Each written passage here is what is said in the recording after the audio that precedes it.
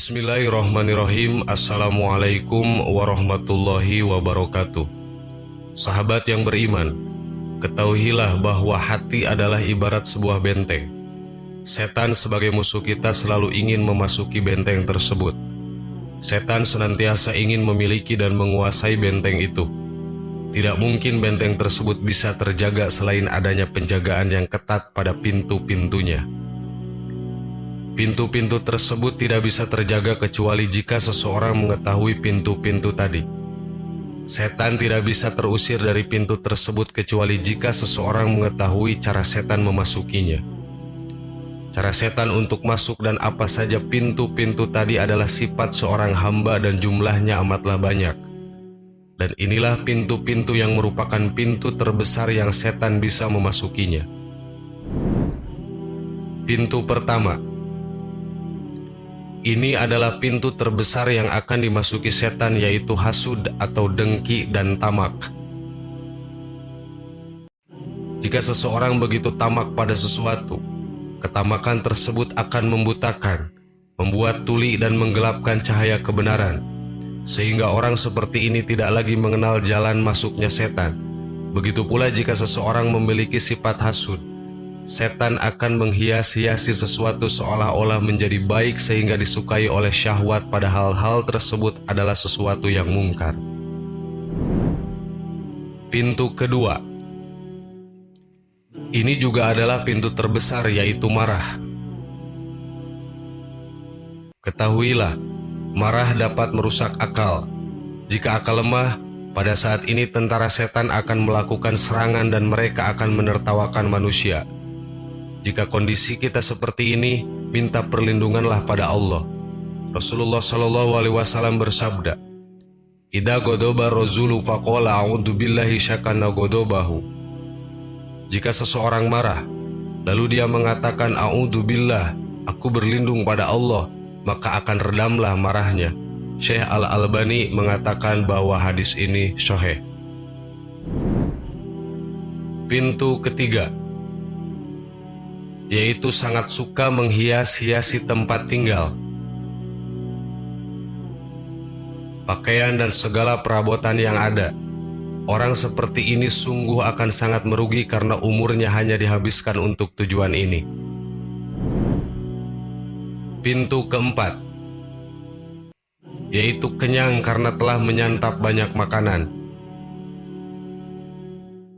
Keadaan seperti ini akan menguatkan syahwat dan melemahkan untuk melakukan ketaatan pada Allah. Kerugian lainnya akan dia dapatkan di akhirat sebagaimana dalam hadis, fa inna aksarohum siba'an fid dunya atwaluhum ju'an yaumal qiyamah.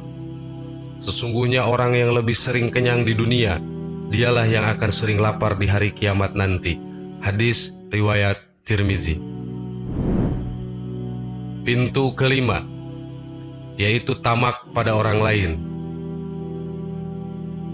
Jika seseorang memiliki sifat seperti ini, maka dia akan berlebih-lebihan memuji orang tersebut, padahal orang itu tidak memiliki sifat seperti yang ada pada pujiannya.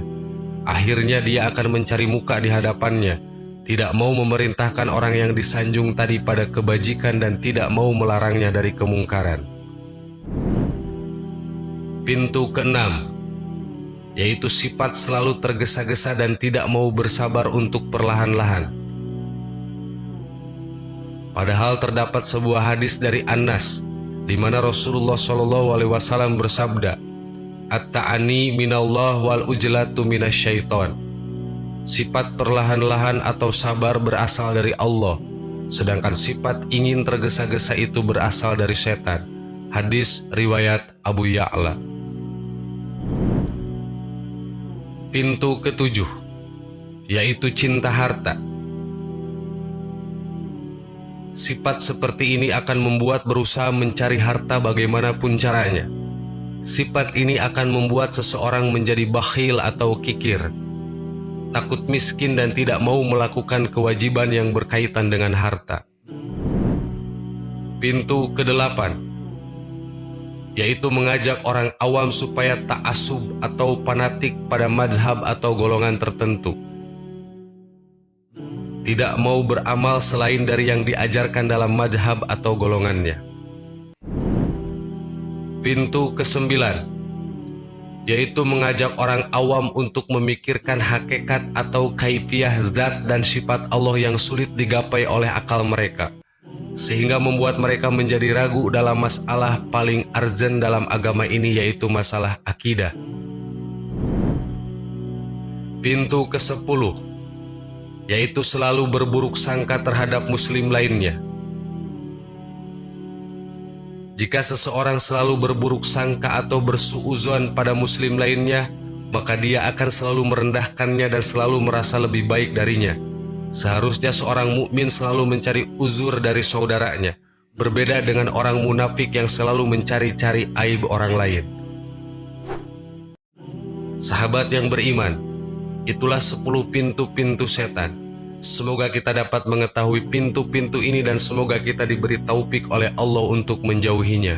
Amin. Wallahu a'lam. Wassalamualaikum warahmatullahi wabarakatuh.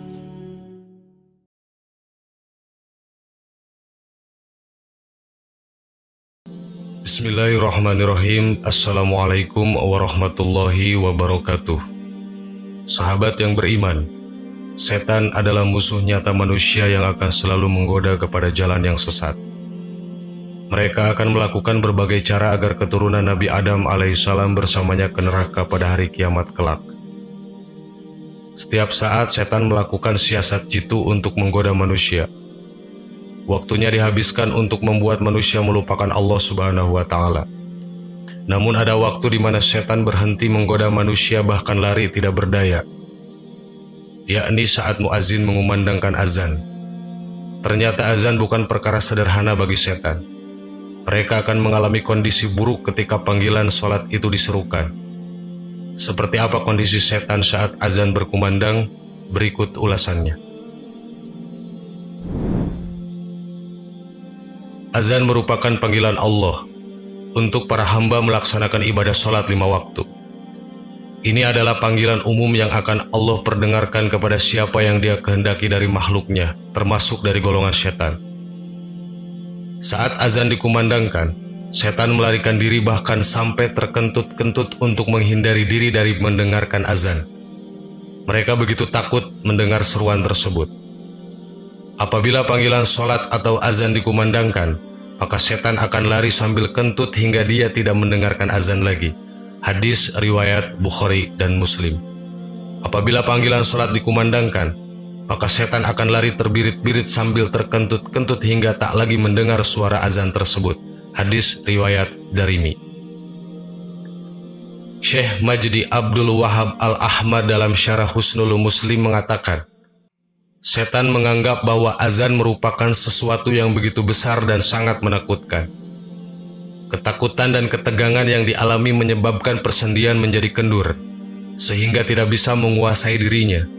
Saluran seni dan kotoran menjadi terbuka, hingga bisa mengompol atau terkentut.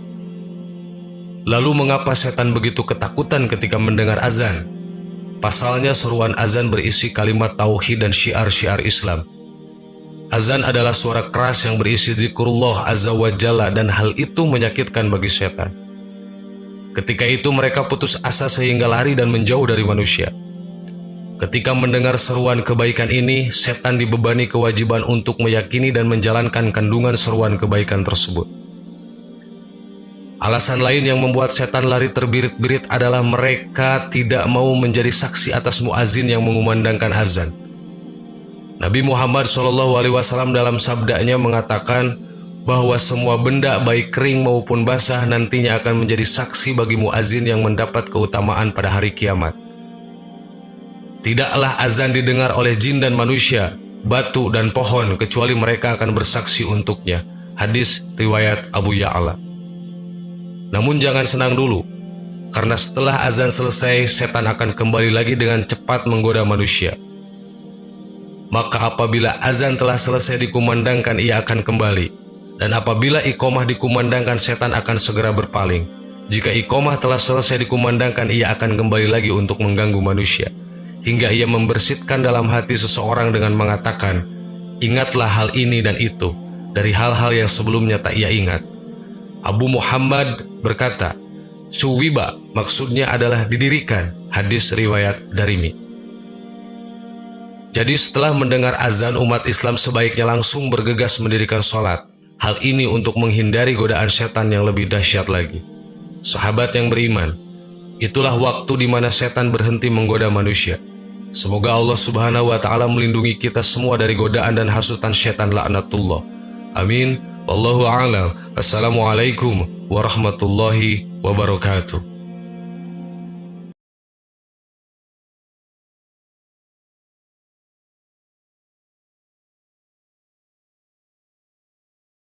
Subhanallah walhamdulillah wa la ilaha illallah wallahu akbar. Subhanallah